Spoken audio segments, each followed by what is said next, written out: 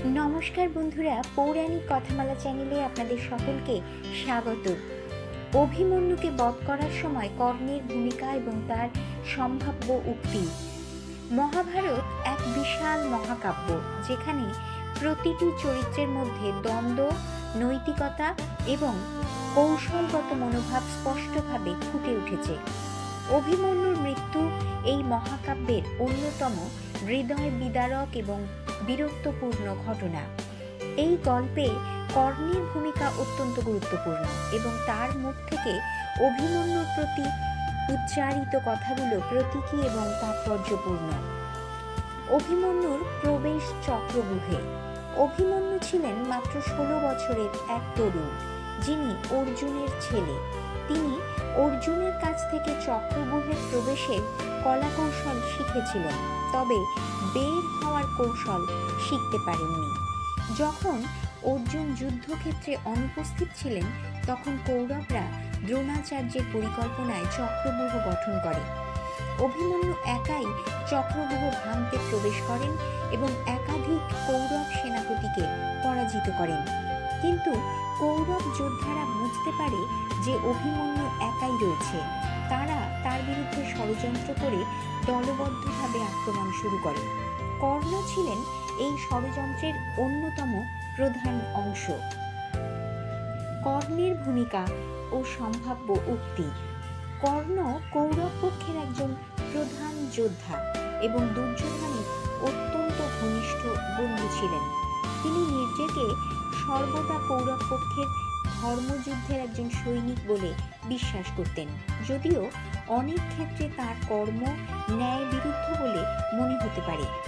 অভিমন্যুকে বধ করার সময় কর্ণ হয়তো তাকে কিছু বলেছিলেন, যা তার চরিত্র এবং মনোভাবকে প্রতিফলিত করে। বন্ধুরা, পুরো ভিডিওটি স্কিপ না করে দেখে ভালো লাগলে অবশ্যই লাইক, কমেন্ট করে সাবস্ক্রাইব করে দিতে ভুলবেন না। যুদ্ধক্ষেত্রে কর্ণের অভিমন্যুর উদ্দেশ্যে এই ধরনের উক্তি শোনা যেতে পারে। 1. তোমার বীরত্ব আমাকে মুগ্ধ করেছে অভিমন্যু, কিন্তু তুমি জানো না তুমি একা এই যুদ্ধে জয়ী হতে পারবে না। কর্ণ অভিমন্যুর সাহসিকতাকে স্বীকার করলেও তার একাকিত্বকে দুর্বলতা হিসেবে তুলে ধরেন। 2. তোমার পিতা অর্জুন তোমাকে চক্রব্যূহে প্রবেশ করতে শিখিয়েছেন, কিন্তু বের হতে নয়। আজ সেই ভুলের ফল তোমাকে ভুগতে হবে। কর্ণ সম্ভবত অভিমন্যুর পরিস্থিতিকে একটি কৌশলগত জয় হিসেবে দেখেছিলেন। 3. তোমার জীবন এই যুদ্ধে শেষ হতে চলেছে, কিন্তু তোমার বীরত্ব অমর থাকবে। এই ধরনের উক্তি কর্ণের নৈতিক দ্বন্দ্ব ও অভিমন্যুর প্রতি তার শ্রদ্ধার বহিঃপ্রকাশ হতে পারে। কর্ণ একজন অসাধারণ যোদ্ধা ছিলেন, তবে তিনি জানতেন যে অভিমন্যুর প্রতি দলবদ্ধ আক্রমণ ন্যায়সঙ্গত নয়। মহাভারতের বিভিন্ন অনুবাদ এবং টিকা থেকে বোঝা যায় যে কর্ণ অভিমন্যুকে বধ করার আগে কিছুটা দ্বিধাগ্রস্ত ছিলেন। কর্ণ হয়তো মনে মনে ভেবেছিলেন, আমি একজন যোদ্ধা এবং আমার ধর্ম হলো আমার বন্ধুর প্রতি বিশ্বস্ত থাকা, কিন্তু আজ আমি এক অন্যায়ের অংশ হতে চলেছি। কর্ণের এই দ্বিধা তার চরিত্রের গভীরতা এবং নৈতিকতার দ্বন্দ্বকে ফুটিয়ে তোলে। যুদ্ধের সময় কর্ণ তার তীর দিয়ে অভিমন্যুর রথের চাকা আটকে দেন, যা অভিমন্যুকে আরও অসহায় করে তোলে। এরপর কৌরব পক্ষের সবাই মিলে তাকে একযোগে আক্রমণ করে। এই আচরণটি একজন বীর যোদ্ধার প্রতি সম্পূর্ণ অন্যায় ছিল। যুদ্ধক্ষেত্রে কর্ণ হয়তো অভিমন্যুকে বলেছিলেন, তুমি একা এক সেনার সমান, কিন্তু আজ আমরা সবাই মিলে তোমার বিরুদ্ধে লড়ব। ক্ষমতা এবং কৌশলই এখানে জয়লাভ করবে। কর্ণ এই ধরনের উক্তি করে যুদ্ধক্ষেত্রে তার নিজের অবস্থানকে দৃঢ় করার চেষ্টা করেছিলেন। কর্ণের চরিত্রে করুণা এবং কঠোরতার এক অদ্ভুত মিশ্রণ রয়েছে।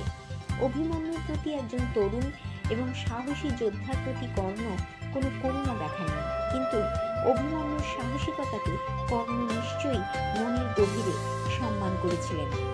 যুদ্ধের সময় কর্ণ হয়তো অভিমন্যুর উদ্দেশ্যে বলেছিলেন, তুমি যুদ্ধে এসেছো তোমার পিতার মতোই বীর হয়ে, কিন্তু এই যুদ্ধ তোমার জন্য নয়, তোমার মৃত্যু আজ অবশ্যম্ভাবী। এই ধরনের উক্তি যুদ্ধক্ষেত্রের নিষ্ঠুর বাস্তবতা এবং কর্ণের ঠান্ডা মানসিকতাকে প্রতিফলিত করে। কর্ণের অভিমন্যুর প্রতি উক্তি এবং তার কাজ মহাভারতের ন্যায় অন্যায়ের দ্বন্দ্বকে প্রকট করে। কর্ণ জানতেন যে দলবদ্ধভাবে একজন তরুণ যোদ্ধাকে হত্যা করা নৈতিকতার বিরুদ্ধে, তবুও তিনি দুর্যোধনের প্রতি বিশ্বস্ত থাকার কারণে এই কাজে অংশ নেন। কর্ণের উক্তি থেকে শিক্ষণীয় বিষয়: ১. নৈতিক দ্বন্দ্ব, ২. ক্ষমতার দম্ভ, ৩. অধর্মের পক্ষে দাঁড়ানোর ফল। কর্ণের উক্তি এবং কর্মকাণ্ড থেকে বোঝা যায় জীবনের প্রতিটি সিদ্ধান্ত নৈতিকতার চ্যালেঞ্জ নিয়ে আসে। কর্ণ ও অভিমন্যুর প্রতি সম্ভাব্য উক্তিতে ক্ষমতার দম্ভ এবং অসহায়তার বাস্তবতাকে তুলে ধরে। কর্ণ অভিমন্যুকে বধ করার পরও শান্তি পাননি, কারণ তিনি জানতেন যে এটি অন্যায়। কর্ণের মুখে অভিমন্যুর প্রতি উচ্চারিত উক্তিগুলি মহাভারতের নৈতিক জটিলতা এবং ব্যক্তিগত দ্বন্দ্বের চিত্র তুলে ধরে। কর্ণ একদিকে অভিমন্যুর বীরত্বকে স্বীকার করেছিলেন, অন্যদিকে দলবদ্ধ ষড়যন্ত্রে তার ভূমিকা পালন করেছিলেন। কর্ণের